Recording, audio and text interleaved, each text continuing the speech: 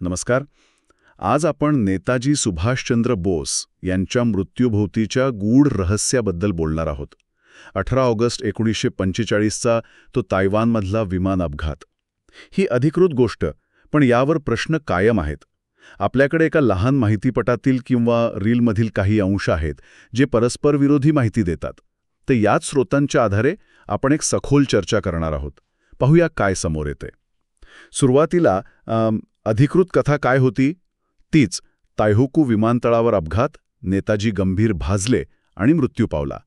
Colonel Habibur Rahman हे एकमेव साक्षीदार होते, हो ना? हो, आणि ही कथा म्हणजे दुसऱ्या महायुद्धाचा समाप्तीचा काळ होता.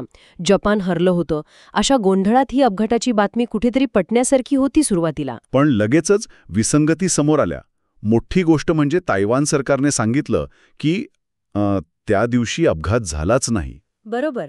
ही खूप मोठी गोष्ट आहे. म्हणजे अपघाताची नोंदच नाहीये. आणि दुसरं म्हणजे 10 संस्काराच्या नोंदीत म्हणे नेताजींचं नावच नव्हतं.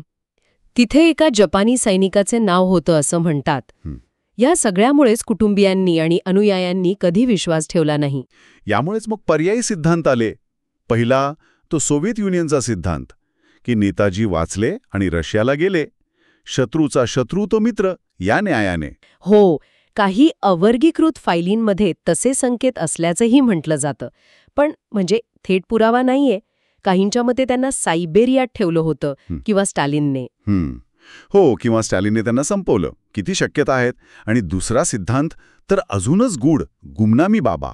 हो, फैजाबादचे ते साधू जे स्वतःला नेताजी म्हणवत होते किंवा त्यांचे अनुयायी मानत होते. पुरावे काय होते? हस्ताक्षर जुळणं, त्यांच्या वस्तू सापडणं.